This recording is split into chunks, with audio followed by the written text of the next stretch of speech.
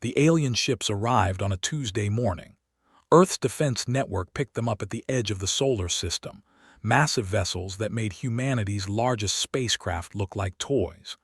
The world held its breath as the aliens moved closer, their ships broadcasting a simple message in multiple languages. They wanted to talk. Commander Greg Harrison watched the alien fleet from the bridge of the USS Defiance. The ship was humanity's pride and achievement, built over 15 years with technology that pushed the limits of what humans could create. It had weapons that could destroy asteroids, shields that could deflect radiation, and engines that could travel faster than light. But looking at the alien ships now, Greg knew his vessel was outmatched. The largest alien ship was called the Eternal Sovereign. It was 10 times bigger than the Defiance, covered in strange glowing panels that hummed with power. The aliens called themselves the Zoaththeians, and they had been watching Earth for decades. They knew about humanity's wars, their struggles, their slow progress into space. Now they were here to offer their help, or so they said. Greg was 42 years old, born in what used to be Chicago before the Third War turned most of it into rubble. He grew up in refugee camps, learning to fight before he learned to read. When the wars finally ended, he joined the military and worked his way up through discipline and skill. He knew what it meant to be weak, to rely on others for survival. He also knew that kindness from the strong usually came with a price. The meeting was arranged on one of Jupiter's moons. Greg took a small shuttle down with 2 Marines, both wearing heavy armor that looked crude compared to the smooth, elegant suits the aliens wore. The meeting room was basic, just a pressurized dome with chairs and a large window showing Jupiter's swirling clouds. Ambassador Krell was waiting inside. He was tall, maybe 7 feet, with skin that looked like polished scales. His eyes were dark and old, the kind of eyes that had seen countless worlds and civilizations. He moved with grace, every gesture smooth and controlled. When he spoke, his words came through a small device that translated his language into English. The ambassador did not waste time with pleasantries. He told Greg that the galaxy was old and ordered. There were rules, laws that every civilization followed. The Zoaththeian Empire controlled a large portion of known space, keeping peace and maintaining stability. They had watched many young species try to reach the stars, and most failed. Those that survived were given a choice. Humanity could join the galactic community as a protected species. The Zoaththeians would guide them, teach them, help them avoid the mistakes that destroyed other civilizations. In return, humanity would accept certain rules. They would limit their military, pay tribute and resources, and follow Zoaththeian law. It was a generous offer, Krell said. The alternative was isolation, left alone to face the dangers of space without help or protection. Greg listened without interrupting. His face stayed calm, showing nothing. The 2 Marines behind him stood perfectly still, their weapons lowered but ready. When Krell finished speaking, Greg stood up slowly and walked to the window. He looked out at Jupiter for a long moment before speaking. He told Krell a story about Earth. He talked about the ice ages that almost killed humanity before they even learned to farm. He mentioned the plagues that wiped out millions, the wars that burned entire continents. He described how humans fought against nature, against each other, against extinction itself. Every generation faced impossible odds, and every generation found a way to survive. Greg explained that humanity did not survive because they were lucky. They survived because they refused to give up, even when giving up made sense. They learned to adapt, to innovate, to find solutions when no solutions existed. That stubbornness, that refusal to accept defeat, was written into human DNA after thousands of years of barely surviving. Krell seemed unimpressed. He had heard similar speeches from other species, proud words about survival and determination. Those species either accepted protection or they disappeared. The galaxy was too dangerous, too complex for primitives to navigate alone. Pride was fine, but reality was reality. The ambassador stood to leave. He gave humanity 1 week to decide. He suggested they accept the offer because the alternative would not be pleasant. The Zoaththeians did not make threats, but they also did not repeat offers. This was a one-time opportunity to join the galactic order on favorable terms. Greg watched the alien shuttle lift off and return to the Eternal Sovereign. His second officer, Lieutenant Sophie Banks, asked what they should do next. Sophie was young, only 28, but brilliant at tactics. She had graduated top of her class and specialized in space combat theory. She knew the numbers. The alien ship could destroy the Defiants in seconds. Greg told her to prepare for combat operations. Sophie looked confused. Combat against what? The Eternal Sovereign. That would be suicide. They were outnumbered, outgunned, and outmatched in every way. Greg just smiled slightly and said that was exactly what their enemies would think too. Back on Earth, the government was in chaos. World leaders argued about what to do. Some wanted to accept the alien offer immediately. Protection sounded good, especially with hostile aliens possibly waiting in the galaxy. Others refused to surrender humanity's independence. They had not fought their way out of the Dark Ages just to become servants to aliens. But Greg did not wait for politicians to decide. He had been given command of the Defiants with full authority to defend humanity's interests, and he had made his decision the moment Krell mentioned tribute and obedience. Humanity would not kneel. Not now, not ever. The Defiants began moving, engines burning bright as it changed course. The crew was nervous but trusted their commander. Greg had led them through training exercises that pushed the ship and its systems to the breaking point. He knew every strength and weakness of the vessel. More importantly, he understood something about warfare that the Zoaththeians had forgotten during their long peace. On the Eternal Sovereign, Ambassador Krell was preparing reports for the High Command. Another primitive species, another easy negotiation. The humans would accept terms within a few days, maybe a week. They always did when faced with superior power. He noticed the human ship changing position but paid little attention, probably moving to a better orbit or preparing to return home. Then his tactical officer called out a warning. The human ship was not moving away. It was accelerating directly toward them, all weapon systems active, shields at maximum power. The officer asked if this was some kind of drill or display. Krell stared at the screen in disbelief. They were going to attack. These primitives were actually going to attack the Eternal Sovereign. For a moment, Krell almost laughed. It was absurd. The humans had one ship against his flagship, which carried enough firepower to level a planet. But then he remembered his briefings about human history. They did not think like other species. They did things that made no logical sense, especially when cornered. Pride and survival instinct mixed in dangerous ways. Krell ordered his weapons officer to disable the human ship. He wanted prisoners, wanted to show them what happened to species that rejected the Galactic Order. The Eternal Sovereign's massive cannons began charging, energy levels building to fire. But before they could shoot, something strange happened on their sensors. The human ship split into 20 identical copies. Each one showed the same energy signature, the same size, the same speed. The Zoaththeian targeting computers could not tell which was real. Their sensors showed 20 targets, all apparently solid, all apparently armed. It had to be some kind of trick, but an effective one. Greg watched his plan unfold. The decoy drones were working perfectly. Each one was small, barely 10 meters long, but they broadcast a perfect copy of the Defiance's energy signature. They were cheap to make and nearly impossible to tell apart from the real ship without close scanning. The aliens would need time to figure out which target was genuine. Time was exactly what Greg needed. The Defiance curved around the Eternal Sovereign in a tight spiral, moving fast and unpredictable. The ship's engines screamed with effort, pushing beyond their normal limits. Red lights flashed on the bridge as systems strained under the load. But they held. The first shot came from below, targeting the alien ship's port shields. The weapon was not a laser or plasma beam like the Zoaththeians used.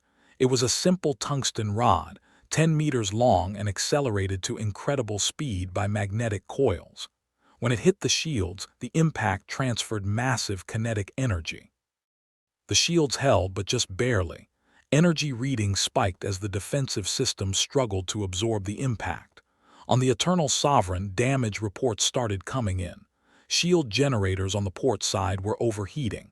They had not been hit that hard in decades. The technology was ancient, using physical mass instead of energy, but it was effective. Greg did not give them time to recover. The Defiants kept moving, firing continuously. More tungsten rods slammed into the alien shields from different angles, each impact wearing them down further. The ship danced through space like a fighter craft instead of a heavy warship, too fast and too small to target effectively. Sophie called out shield status from her station. They were taking hits too. The Eternal Sovereign's return fire was devastating when it landed, massive energy beams that lit up space like miniature stars.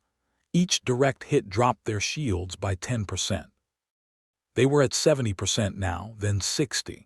The ship shook with each impact, but something was happening to the alien shields. They were failing in sections, flickering as the generators could not keep up with the constant bombardment. Greg had studied every piece of intelligence about Zoaththeian technology. Their shields were powerful, but designed for fighting other energy weapons. They were not built to handle sustained kinetic impacts from multiple angles. Krell realized too late what the humans were doing. They were not trying to win a direct fight. They were testing his defenses, learning his ship's weaknesses in real time. Every shot, every maneuver gave them data, and they were adapting their tactics based on what they learned. This was not how civilized species fought. This was predator behavior. The ambassador opened a communication channel, ready to offer a ceasefire. Surely the humans could see they were outmatched despite their clever tricks. But when Greg's face appeared on the screen, Krell felt something he had not experienced in his long career: fear. The human's eyes were cold and focused, showing no doubt or hesitation. This was someone who had already accepted death and decided to take his enemies with him. Greg spoke before Krell could. His words were simple and clear. Humanity would never kneel. Not to the Zoaththeians, not to anyone. If the galaxy wanted to destroy them, they would make that destruction so costly that others would think twice before trying. Then he ended the transmission and turned to his weapons officer. The next shot was different. Instead of hitting the shields, it was aimed at a specific point where the defensive barrier had weakened from repeated impacts. The tungsten rod punched through and struck the Eternal Sovereign's hull directly. It penetrated deep into the ship, hitting a power conduit that fed the main reactor. Alarms blared across the alien vessel. The reactor, designed with multiple safety systems, immediately started an emergency shutdown to prevent a catastrophic explosion. Power failed across the ship. Weapons went offline. Engines died. Emergency lights flickered on, casting everything in a dim red glow. The mighty Eternal Sovereign was dead in space, completely helpless. The Defiants held position, weapons still charged and ready. Greg could destroy the alien ship now. One more shot to the reactor housing and it would tear itself apart. Thousands would die. It would be a statement to the galaxy about what happened to those who threatened humanity. But that was not why he fought. He opened a channel to the disabled alien flagship. His voice was calm as he explained the situation. Humanity did not want war. They did not want to conquer or control anyone. All they wanted was to be left alone to make their own choices, to build their own future without interference. The Zoaththeians could tell the galaxy whatever story they wanted about what happened here. Greg did not care about glory or recognition, but one thing had to be clear. Humanity would defend itself against anyone who tried to subjugate them. They had weapons that the galaxy had forgotten about or never considered. They had tactics learned from centuries of brutal warfare. And most importantly, they had nothing to lose. A species that had survived extinction multiple times was not going to surrender their freedom without a fight. Greg ended the transmission and ordered his crew to set course for Mars. The Defiants turned away from the disabled alien ship, leaving the Eternal Sovereign drifting in Jupiter's shadow. Behind them, Krell stood on his darkened bridge, watching the human vessel disappear into the distance. His crew was working to restore power, but that would take hours. The ambassador felt something unfamiliar. Shame. He had been so certain of his superiority, so confident that humans would behave like other primitive species. He had underestimated them completely. The tactical data from the battle was being analyzed by his officers, and the results were disturbing. The humans had not gotten lucky. Every move had been calculated, every shot precisely aimed to exploit weaknesses in Zoaththeian defenses. What frightened Krell most was the implication. If humanity could do this with one ship, what could they do with 10, with 100? They had shown a level of tactical innovation that should not be possible for a species so new to space travel.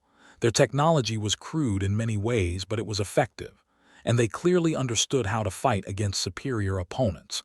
Back on Earth, news of the battle spread quickly. The government was in shock. They had expected the Defiants to be destroyed, had been preparing for the worst.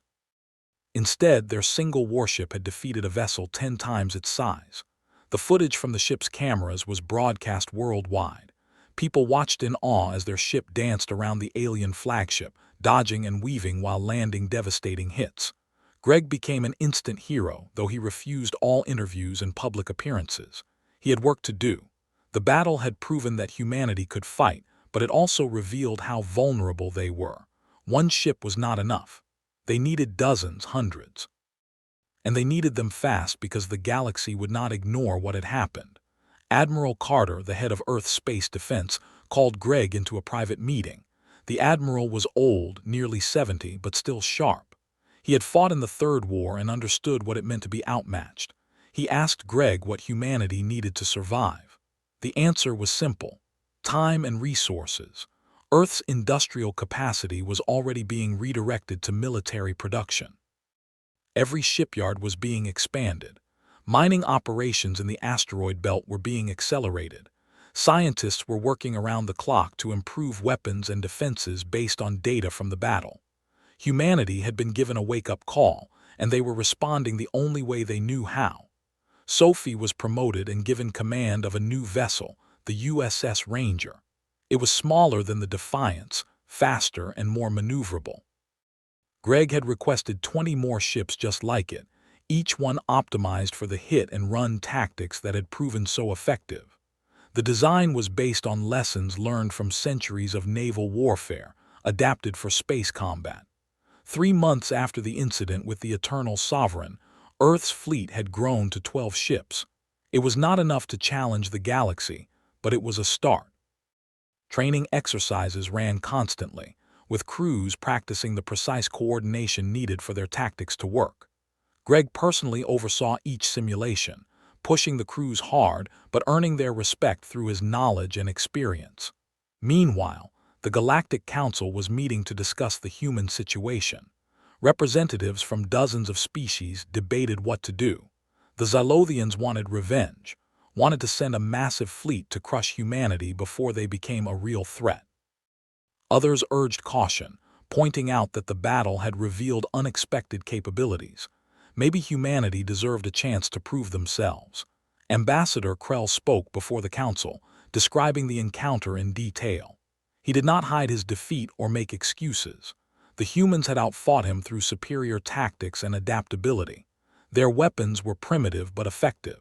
Their strategy showed a deep understanding of warfare that came from centuries of experience. He concluded by saying that humanity would not be easily conquered. The council was divided. Half wanted immediate action, a show of force that would put humanity in its place. The other half recognized that attacking might start a war that would cost more than anyone wanted to pay. Humanity's location in a resource-rich area of space made them valuable as potential allies rather than enemies. But pride and fear pushed toward conflict. A compromise was reached. The Council would send a coalition fleet, not to attack but to enforce a blockade. Humanity would be cut off from the rest of the galaxy until they accepted reasonable terms. No trade, no communication, no expansion beyond their solar system. The pressure would force them to negotiate without requiring direct combat. It seemed like a perfect solution. Greg received intelligence about the planned blockade from sources he did not reveal to anyone. The galaxy had spies and informants, but so did humanity now. Earth's diplomats and agents were learning fast, making contacts and gathering information. The warning gave them time to prepare for what was coming. He called a meeting of all ship commanders. 23 people gathered in a secure conference room on Mars, representing humanity's entire combat fleet. Greg explained the situation bluntly. A coalition of alien species was preparing to isolate Earth. They would have more ships, better technology, and overwhelming firepower. A direct fight would be suicide. But Greg was not planning a direct fight. He had spent months studying galactic military doctrine, analyzing how different species fought. They all followed the same basic patterns, rules developed over millions of years of relatively peaceful coexistence. Space combat was formal, almost ritualistic. Ships lined up, exchanged fire at range, and the weaker side surrendered when outmatched. Humanity would not fight that way. They would use every dirty trick, every unconventional tactic that their violent history had taught them. They would hit where the enemy was weak, retreat when pressed, and never give the aliens a fair fight. It was not honorable, but honor did not matter when survival was at stake. The commanders listened carefully, asking questions and raising concerns. Some worried about casualties. Others wondered if they could actually win against such overwhelming odds. Greg did not promise victory. He could not. But he promised that humanity would make any attacker pay such a terrible price that others would think twice before following.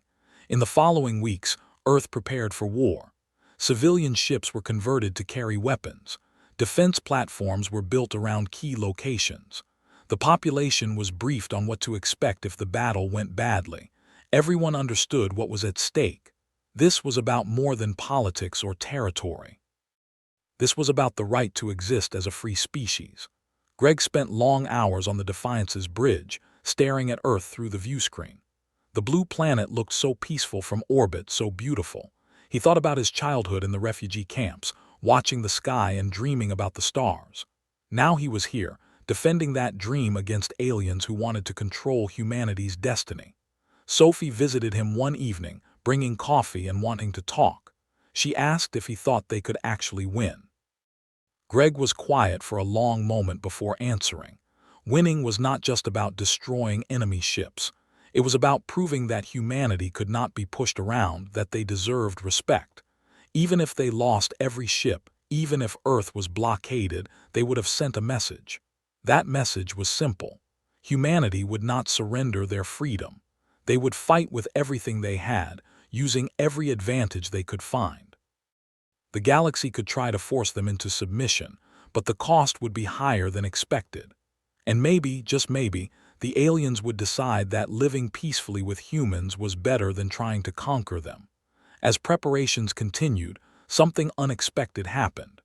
Several smaller species reached out to Earth secretly, offering advice and support. They had no love for the dominant empires that controlled the galaxy. They saw in humanity a potential ally, someone who might challenge the existing order. The support was limited, just information and some technology, but it was valuable. Greg accepted the help gratefully while knowing it came with risks. These species were using humanity as a proxy, testing the waters to see if the old powers could be challenged. If humanity won, they would gain allies. If humanity lost, these species would deny ever helping. But that was fine. Greg was used to fighting alone. The Coalition fleet was gathering at a staging area 2 light-years away. Intelligence reports described 30 warships from a dozen different species, all following the Zoaththeian Empire's lead. They were planning to arrive with overwhelming force, expecting humanity to back down immediately. The fleet commander was a Zoaththeian named Vorn, famous for crushing rebellions without mercy. Greg studied everything available about Vorn. The alien was competent but predictable, following established military doctrine precisely. He had never faced an enemy who did not fight by the same rules. That would be his weakness. Humanity would do things no civilized species would consider, and Vorn would not know how to respond. The night before the Coalition fleet was scheduled to arrive, Greg recorded a message to be broadcast if he died. He explained why humanity had chosen to fight, why surrender was worse than death. He talked about freedom and dignity, about the right to make their own mistakes and learn their own lessons. He ended by saying that humanity would survive, one way or another. They always had. Then he deleted the message. It sounded too much like a goodbye, and Greg had no intention of dying. He had survived too much to quit now. The galaxy thought they understood humanity, thought they could predict human behavior. They were about to learn how wrong they were. One ship had defeated a flagship. Now 23 ships would show the galaxy what humanity was truly capable of. The Defiance and its sister ships moved into position around Mars, hidden from long-range sensors by the planet's magnetic field. Behind Mars, in a secret construction facility, something else was waiting. A ship so massive that it made the Defiance look tiny. It was not finished yet, but it was operational enough for what Greg needed.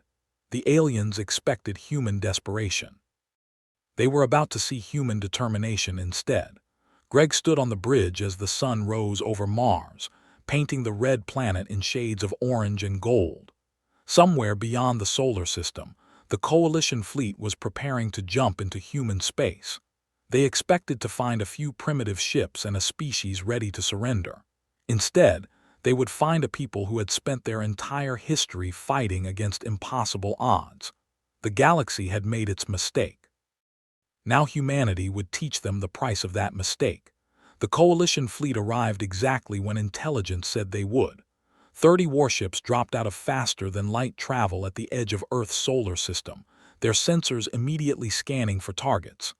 Admiral Vorn stood on the bridge of his flagship, a massive Zoaththeian battlecruiser called the Iron Judgment. He had crushed 6 rebellions in his career, and this would be the 7th. Vorn was confident.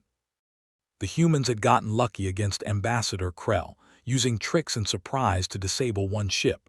But this was different.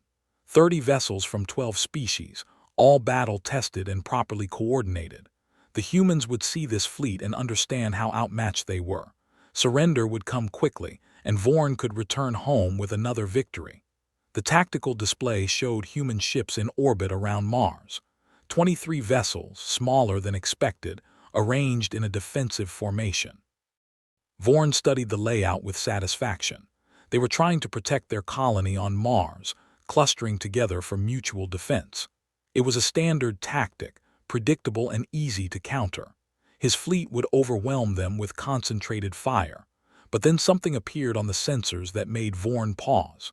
A massive energy signature was building behind Mars, something so large it registered as a threat to his entire fleet. His tactical officer reported it as a weapons platform or possibly a space station. The readings were unclear, distorted by Mars' magnetic field. Vorn ordered his fleet to advance slowly while scouts investigated. Mars rotated slightly in its orbit, and what had been hidden came into view. The USS Retribution emerged from behind the red planet like a mountain moving through space. It was 3 kilometers long, covered in angular armor plating that made it look brutal and purposeful. Weapon ports lined its hull, hundreds of them, each one glowing with ready power. The ship was incomplete, with sections still under construction, but it was operational and dangerous. Captain Daniel Stone sat in the command chair of the Retribution, watching the Coalition fleet through his displays. He was 35 years old, a former fighter pilot who had volunteered for deep space missions before humanity even had interstellar travel. He loved flying fast and taking risks, and commanding the largest warship humanity had ever built was the biggest risk of all. Daniel had studied the Coalition species for months. He knew their tactics, their weapons, their weaknesses. Each species fought differently, but they all followed similar patterns. Rules about engagement distance, protocols for surrender, limits on acceptable weapons. Humanity had studied those rules carefully and then decided to ignore every single one. He opened a communications channel to the Coalition fleet. His message was polite but firm. He welcomed them to human space and hoped their journey had been comfortable. Then he gave them exactly 1 minute to turn around and leave the solar system. After that, humanity would consider their presence an act of war and respond accordingly. Vorn listened to the human captain and laughed. The sound was harsh, translated through communication devices into something that sounded like grinding metal. 1 ship, no matter how large, against 30 veteran warships. The battle would be over in minutes. He told Daniel that surrender was still an option, that humanity could avoid destruction by accepting galactic law peacefully. Daniel ended the transmission without responding. He looked at his crew, men and women who had trained for this moment for years. They were scared. He could see it in their faces, but they were ready. Everyone on board understood what this battle meant. If they lost, Earth would be blockaded and humanity would be forced into submission. If they won, the galaxy would have to accept humanity as equals. The countdown reached 0. Daniel gave the order to fire. The Retribution primary weapon activated, something the rest of the galaxy thought was impossible. Humanity had spent decades researching gravitational manipulation, trying to create artificial gravity for their ships. They had succeeded, but they had also discovered something else. Gravity could be weaponized. The gravitational pulse cannon fired an invisible beam of distorted spacetime. It hit the lead ship in Vorn's formation, a Zoaththeian cruiser, and crushed it like an aluminum can. The vessel imploded in seconds, its hull collapsing inward as artificial gravity overwhelmed every structural support. There was no explosion, no dramatic fire. The ship simply ceased to exist as a functional object. 3 more ships died in the next salvo. The coalition fleet scattered in panic, their organized formation breaking apart as captains tried to evade a weapon they did not understand. Their shields were useless. Gravity did not care about energy barriers. It affected mass directly, and every ship was made of mass. But the Retribution was not alone. The 23 ships that had been waiting in orbit now moved, accelerating with speed that surprised the alien commanders. These were the Wolf-class vessels that Greg Harrison had designed, each one small and fast and armed with weapons specifically chosen to counter galactic defenses. Lieutenant Sophie Banks commanded one of the Wolf packs, 3 ships working together as a unit. Her vessel, the USS Ranger, led the attack on a Zoaththeian destroyer. The 3 ships moved in perfect coordination, learned from months of training together. They hit from 3 different angles simultaneously, overwhelming the destroyer's ability to respond. The weapons were kinetic impactors, the same tungsten rods that had proven so effective against the Eternal Sovereign. But these were improved, faster, and more accurate. Each rod carried enough kinetic energy to punch through shields and hull armor, creating devastating damage.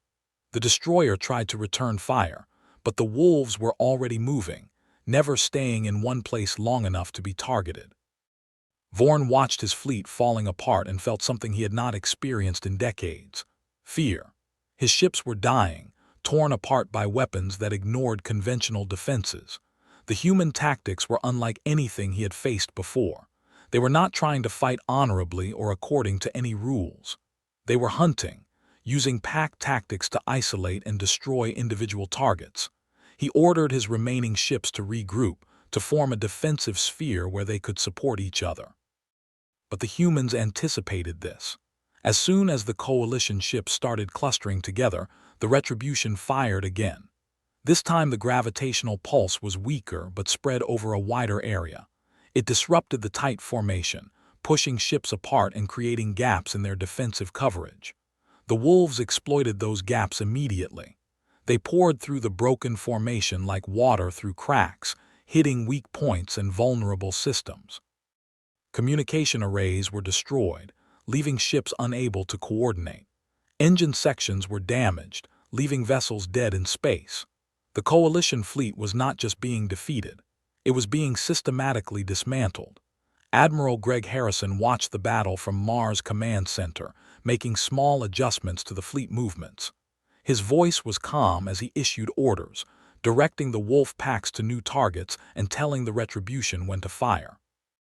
This was warfare as humanity had perfected it over centuries of conflict.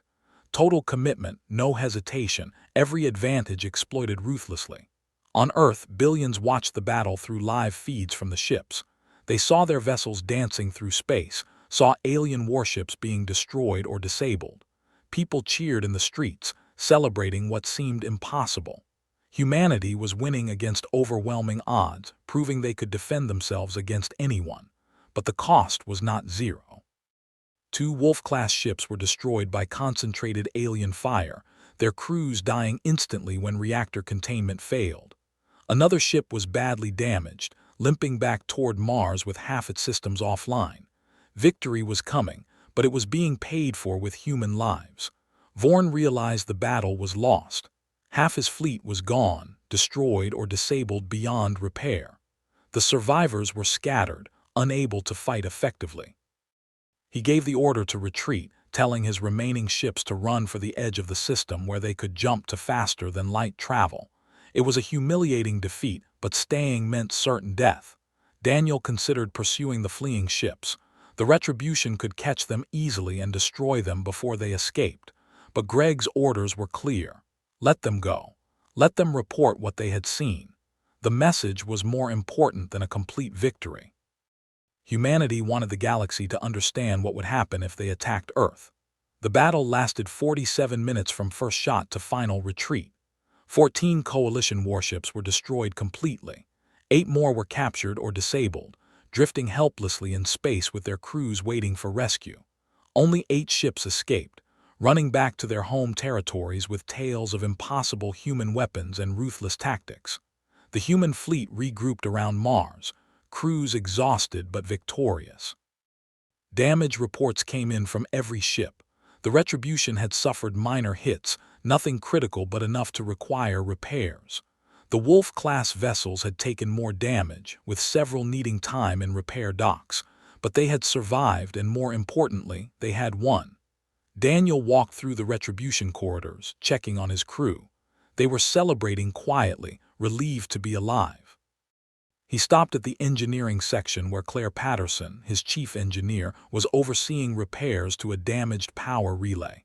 She was 26 years old, brilliant with machinery, and had kept the massive ship running through the entire battle. Claire looked up from her work and smiled tiredly. The gravitational cannon had performed perfectly, she reported. All weapon systems were functional despite the heavy use. The ship could fight again if needed, though she recommended at least a week for proper maintenance. Daniel thanked her and continued his rounds, making sure everyone knew how valuable their work had been. On the Galactic Council world, the news arrived like a thunderbolt. The Coalition fleet, their strongest military force, had been crushed by humanity. Representatives from dozens of species gathered in emergency session, watching the recordings that surviving ships had transmitted. The footage showed weapons that should not exist and tactics that violated every assumption about how space combat worked. The gravitational weapons were the most shocking revelation. Every species had researched gravity manipulation for centuries without success. Humanity had achieved it in decades and immediately weaponized it. The implications were terrifying. If humans could manipulate gravity, what other impossible technologies might they develop? But the weapons were not what frightened the Council most. It was the way humans fought. No honor, no mercy, no following established rules. They attacked weak points, used deception, coordinated their strikes with precision that spoke of extensive practice. This was not the behavior of a new spacefaring species. This was the behavior of a civilization that had spent its entire history at war. Ambassador Krell stood before the Council again, his scales dim with exhaustion. He explained what he had learned about human history. They had fought 2 world wars in the 20th century, conflicts so brutal they almost destroyed their civilization. They had developed nuclear weapons and came close to using them for mutual destruction. They had known nothing but violence for most of their existence. While the galaxy had spent millions of years in relative peace, humanity had been refining warfare to an art form. Every generation learned from the previous one, improving tactics and weapons. By the time they reached space, they had accumulated thousands of years of military knowledge. They were not primitives playing with dangerous technology. They were the most experienced warriors in the galaxy. The Council debated for days. Some still wanted war, believing that a full galactic alliance could overwhelm even human superiority through sheer numbers, but most were now cautious. The cost of such a war would be enormous, and there was no guarantee of victory. Humanity had shown they could adapt and innovate faster than expected. Give them time and they might develop even more dangerous weapons. A vote was held. The decision was narrow but clear. The Council would negotiate with humanity, not as masters dictating terms but as equals seeking peace. Borders would be established, trade agreements discussed, mutual defense pacts considered. Humanity would be recognized as a sovereign species with the right to self-determination. It was a complete reversal from their original position. The galaxy had tried to force humanity into submission and learned that submission was impossible. Now they would try diplomacy instead, hoping that humans could be reasonable neighbors if treated with respect. Time would tell if that approach worked better. Back on Earth, the victory celebrations continued for days. Parades were held in major cities. Greg Harrison and Daniel Stone were invited to address the United Nations. People felt hope for the first time since the aliens had arrived. Humanity had proven they could defend themselves, that they did not need to fear the galaxy. But Greg was not celebrating. He knew this was just the beginning. The galaxy would be watching humanity carefully now, looking for weaknesses and opportunities. Earth needed to continue building ships, expanding their defenses, establishing colonies beyond the solar system. They had one breathing room, not permanent safety. Construction accelerated across the solar system. New shipyards were built around Jupiter's moons. Mining operations expanded into the asteroid belt and beyond. Earth's economy transformed from peacetime production to a permanent state of military readiness. Every citizen understood that their freedom depended on maintaining strength that would deter aggression. Sophie returned to Earth for the first time in 6 months. Walking through streets where people cheered and thanked her felt strange. She was just doing her job, following orders and trying to stay alive. But she understood what the victory meant to everyone. For the first time, humanity was not at the mercy of forces beyond their control. They had taken charge of their own destiny. She met with Greg privately, asking what came next. He showed her plans for new ship designs, improved weapons, better shields. Humanity was not going to rest on their victory. They would continue innovating, continue pushing the boundaries of what was possible. The galaxy had a head start of millions of years, but humans had something more valuable: desperation and the creativity it inspired. Daniel remained on the Retribution, overseeing repairs and training new crew members. The massive ship had become a symbol of human determination, proof that they could build something to rival any alien vessel. Plans were already being drawn for sister ships, more dreadnoughts that would give humanity a true fleet of capital ships. He received a communication from an unexpected source. A small species called the Valorians, who had been watching humanity's battle from a distance. They offered friendship and trade, impressed by human courage and ingenuity. Other minor species followed, reaching out to establish diplomatic relations. Humanity was gaining allies among those who had suffered under the dominant empires. The Galactic Council sent an official delegation 3 months after the battle. They came without warships, traveling in a civilian transport as a sign of peaceful intentions. The delegation was led by a Zoaththeian diplomat named Senna, chosen specifically because she had no connection to the military and had argued for peaceful contact with humanity from the beginning. The negotiations took place on Earth, in a neutral facility specially built for the occasion. Senna was impressed by the planet, its beauty and diversity. She had studied human culture and understood they were more than just warriors. They were artists, scientists, philosophers who had achieved remarkable things despite constant conflict. Greg represented humanity in the negotiations. He was firm but fair, making it clear what terms were acceptable and what were not. Humanity would not accept any restrictions on their military, would not pay tribute, and would not submit to galactic authority. They wanted recognition as equals and the freedom to expand into unclaimed space. Senna found the demands reasonable, especially after seeing what happened when humanity was threatened. She proposed a compromise. Humanity would be recognized as a sovereign power with full rights. They would receive star charts and information about the galaxy. In return, they would agree not to expand into territory claimed by other species and would participate in the galactic economy through trade. The negotiations lasted weeks, with both sides making concessions and finding common ground. The final agreement was surprisingly favorable to humanity. They gained recognition, access to galactic markets, and the right to colonize hundreds of systems that no one else wanted. In return, they agreed to certain basic laws about treatment of other species and environmental protection. The treaty was signed in a ceremony broadcast across both Earth and the galaxy. It was not perfect, and many issues remained unresolved, but it represented a new relationship built on mutual respect rather than domination. Humanity had forced the galaxy to accept them as equals through demonstrated strength. Years passed. Human colonies spread through unclaimed space, dozens of worlds settled and terraformed. Trade ships traveled between Earth and alien markets, exchanging goods and ideas. The Wolf-class vessels patrolled the borders, maintaining vigilance but rarely needed to fight. The galaxy had learned its lesson about threatening humanity. Greg eventually retired from active service, though he remained an advisor to Earth's defense forces. He had achieved what he set out to do, securing humanity's freedom and establishing them as a power in the galaxy. He spent his final years writing about military strategy and teaching young officers at the academy. Daniel continued commanding the Retribution, which had been joined by 3 sister ships.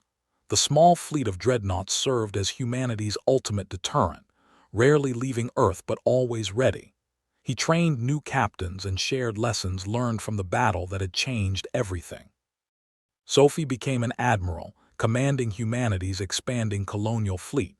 She oversaw the protection of settlements on distant worlds and handled first contact with newly discovered species. She approached each encounter with the lesson learned from humanity's experience. Respect was earned through strength, but maintained through fairness and restraint.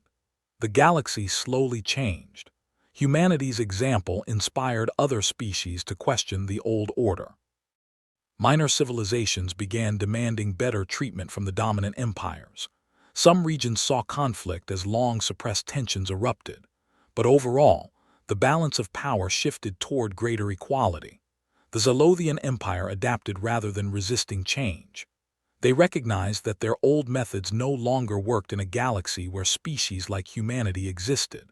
They became more diplomatic, less demanding, earning cooperation through genuine partnership rather than forced compliance. Ambassador Krell even served as a liaison to humanity, having gained respect for human capabilities. Historians would later identify humanity's arrival as a turning point in galactic history. They brought with them the harsh lessons learned from millennia of warfare, but also the creativity and determination that came from constantly facing extinction. The old assumption that military conflict was obsolete was proven wrong, forcing every civilization to reconsider their approach to security and power. On Earth, monuments were built to remember those who died defending humanity's independence. The 2 Wolf-class ships lost in battle were never forgotten, their crews honored as heroes who sacrificed everything for freedom. Schools taught about the battle as a defining moment when humanity proved they belonged among the stars. Children grew up hearing stories about the defiants facing down the eternal sovereign, about the Retribution emerging from behind Mars like an avenging angel. The tales became part of human mythology, inspiring new generations to maintain the strength and vigilance that had won their freedom. Claire Patterson, the engineer who had kept the Retribution running during the crucial battle, eventually designed the next generation of human warships. Her innovations made vessels faster, more efficient, and more deadly. She approached engineering as both science and art, creating ships that were beautiful in their functionality. The gravitational weapons remained humanity's most closely guarded secret. Despite efforts by other species to replicate the technology, humans maintained their monopoly through careful security and continuous innovation. The weapons served as a permanent reminder to the galaxy about what happened when humanity was threatened. Trade between humanity and other species flourished. Human-manufactured goods were prized for their quality and durability. Human entertainment, especially music and films, became popular across the galaxy. People discovered that humans had spent as much time developing art and culture as they had perfecting warfare. Scientific cooperation began slowly but grew over time. Human researchers contributed fresh perspectives to problems that had stumped alien scientists for centuries.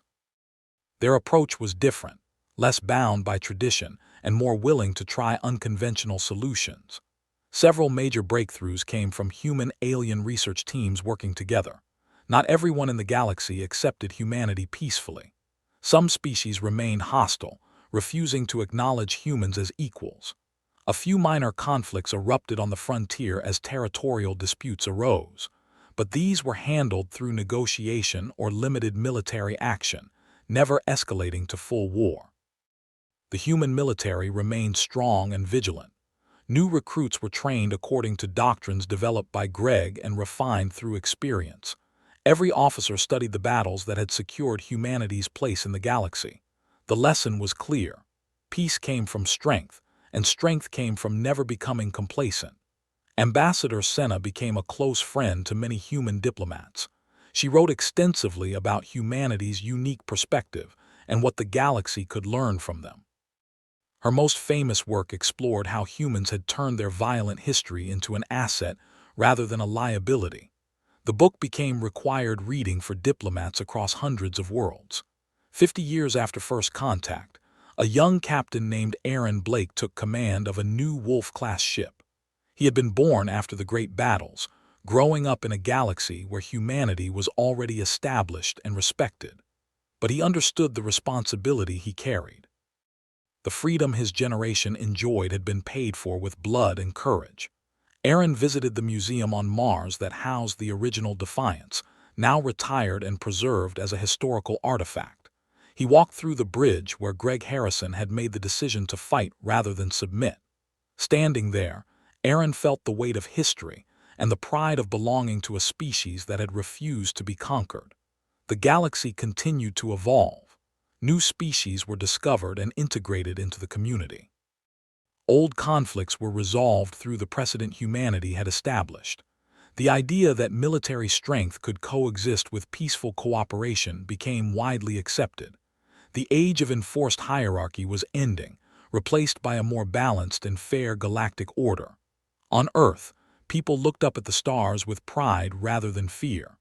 Their ancestors had fought for the right to explore the cosmos as free citizens.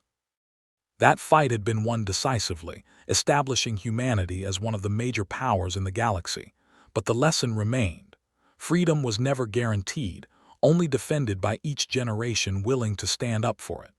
The story of how humanity forced the galaxy to accept them became legend. It was told in different ways by different species, but the core remained the same. A young civilization, faced with overwhelming odds, had refused to surrender. They fought with weapons and tactics that should not have worked but did. They turned their violent history into an advantage that established them as equals. The galaxy had looked at one human battleship and realized their mistake. They had underestimated a species that had spent 10,000 years fighting for survival.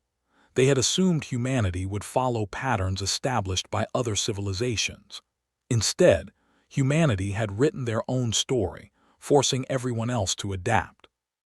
Greg Harrison lived long enough to see humanity firmly established among the stars. In his final years, he gave one last interview that was preserved for history. He was asked what message he would give to future generations. His answer was simple and direct. He said that humanity had survived everything the universe threw at them by refusing to give up. That determination was their greatest strength and must never be lost. He also warned against becoming like the species they had fought. Power and success could lead to arrogance. Humanity must remember what it felt like to be weak and vulnerable. They should treat other species with the respect they had demanded for themselves. Strength was necessary for survival, but compassion was necessary for civilization. The interview became one of the most watched recordings in human history. Greg's words resonated across generations, reminding people why they fought and what they fought for. He died peacefully shortly after, remembered as the man who had saved humanity by refusing to let them be slaves. Daniel Stone commanded the Retribution for 30 years before retiring.